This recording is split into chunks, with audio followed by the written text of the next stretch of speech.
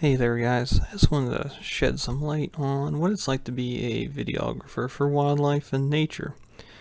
So this is just a little video based on just for what it's like on the back end of making these videos and content for everybody on YouTube.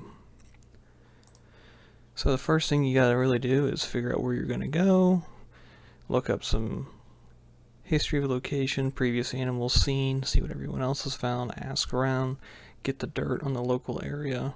And then of course you gotta figure out, what the weather's gonna be, what kind of gear you need to bring, the clothes you're gonna wear, the situation, the seasons, all that good stuff. Then you gotta pack all your stuff, get it ready to go. And hope you don't forget anything.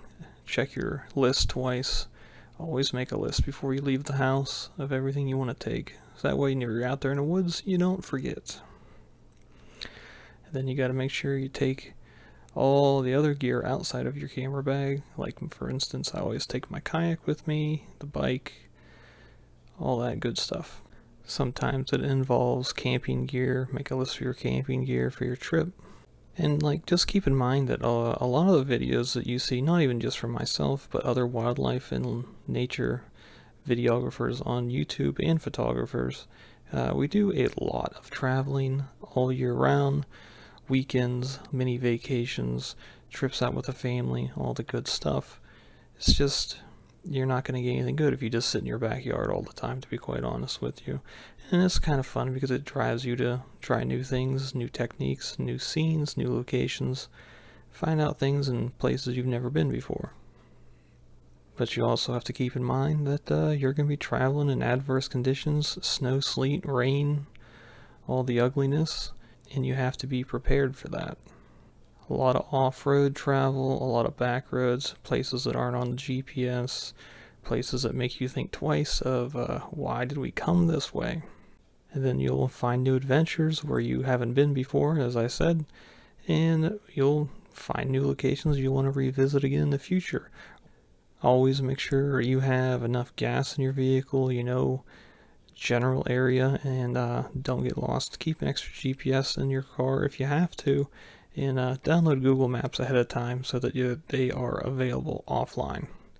And then once you get to your location, you're going to have to scout it out, even if you did online, and ask other people so that you know what your game plan is going to be for the whole situation and location. And us shooters out there with the cameras, we're toting around a lot of gear all the time, carrying it all over the place, being out of breath, getting our exercise just so we can get the shots that we think we need. And we're always fighting with our gear too. Oh, look at it. Can't even tell if my microphone is on. So friggin' tall. And then another thing we struggle with is getting cameras color to line up with the other cameras we use, so that whenever you go to edit your footage together, it kind of seamlessly blends together. And as you can tell, this was shot on my cell phone, and it did not blend very well at all.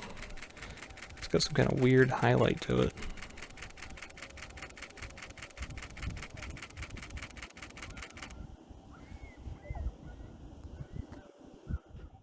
And of course, it wouldn't be complete with more carrying heavy equipment all over the place.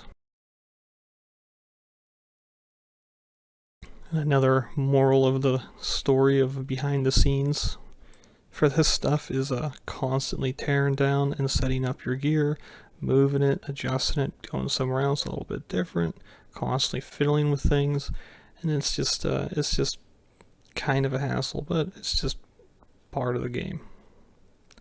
People always ask, well, why can't you just get your stuff in one shot and go and be done? It just don't work like that. And a lot of the intros, I have a lot of problems for the intros for my videos. It's a lot of screwing off and really just putting it off and fiddling around with my shirt and sitting there and staring at the camera and not saying anything.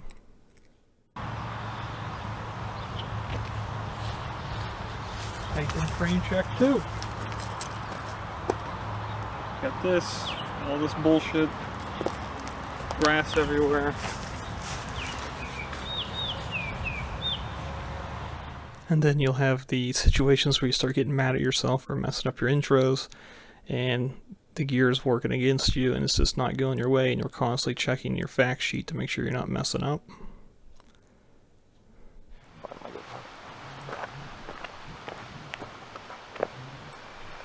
And then there's more staring into the camera and saying nothing, forgetting your lines because you have weird stage fright even though no one is around.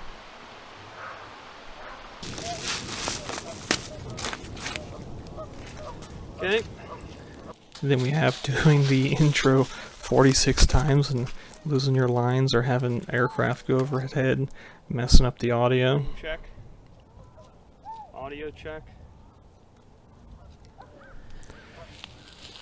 Looks like 49. I'm pretty sure I did the intro for the Swan video about 49 times, and I got so mad at myself after 15 minutes of screwing it up. Welcome back to my channel. I got a great treat for you today.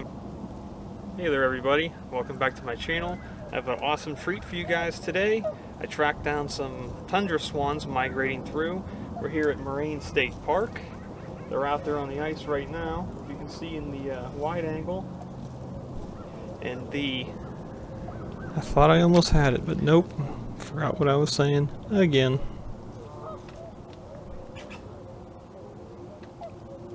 Welcome back to my channel, everybody. I got a great trip here at Moraine State Park on Lake Arthur. Wow, this is terrible.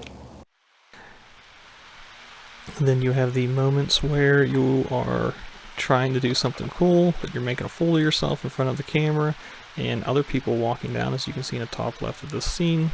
So they are seeing me screwing up, and I see that, and I'm like, okay, I guess I'll just get out of the way and stop looking like a fool.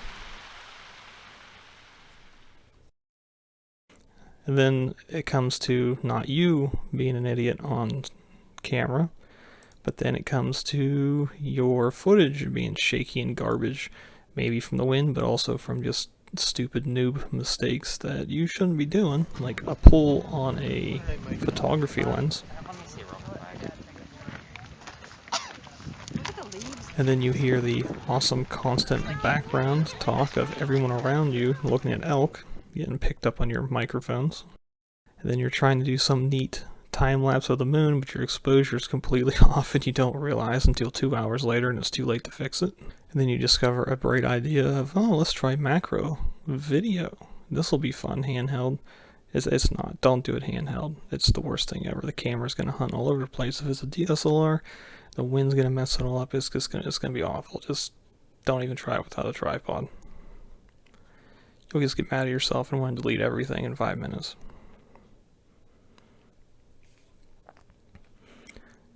And then you can also, do some collaboration with your friends who got drones and cameras, and it's always kind of fun trying to figure that out, but also makes you want a drone knowing that you shouldn't buy one just yet, maybe one day. And then more examples of shots you thought would look cool turn out to be completely garbage and trash, because the shadows are just completely crushed and you can't recover any of the shadows because you're not shooting in 10-bit or raw video, which could be resolved in the future, but for certain scenes it just gets really old. And then you have shadows from clouds. And then you have cool shots like this that you really like as they're happening. You think, oh, I'm going to nail it, and then in the background you will see a reflection of cars driving by, ruining the whole scene. Others might not notice, but for me, it drives me nuts.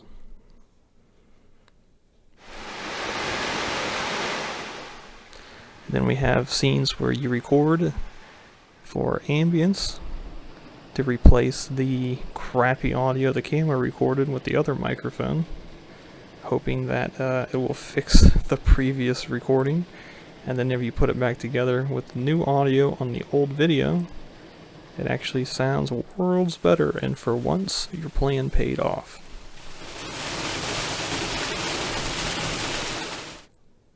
At the end of the day, you offload all of your data off the cameras, GoPros, phones, DSLRs, mirrorless, all the jazz, your microphone recorders, and you put it all on the computer, and you're trying to put all your video together, and sometimes it works great, sometimes it doesn't work at all. But I just wanted to put this together as just a background, just to show everybody what I do go through when it comes to making these videos and the content, how much time it takes, and I just want to put it out there that for those that are trying to do this themselves, it's not that easy. It takes time, you need to dedicate yourself, and you just gotta stick to it, because if you quit when you start, you're never going to get there, you're never going to get better, and you just got to keep pounding at it to make sure that you learn something new every week when you're doing this. Well, that's the end of the video, really, and I hope this puts some insight into everything that goes on behind the scenes. If you have any questions, put them down below, give me a subscribe, and like the video if you enjoyed it, a little backstory, and have a good night.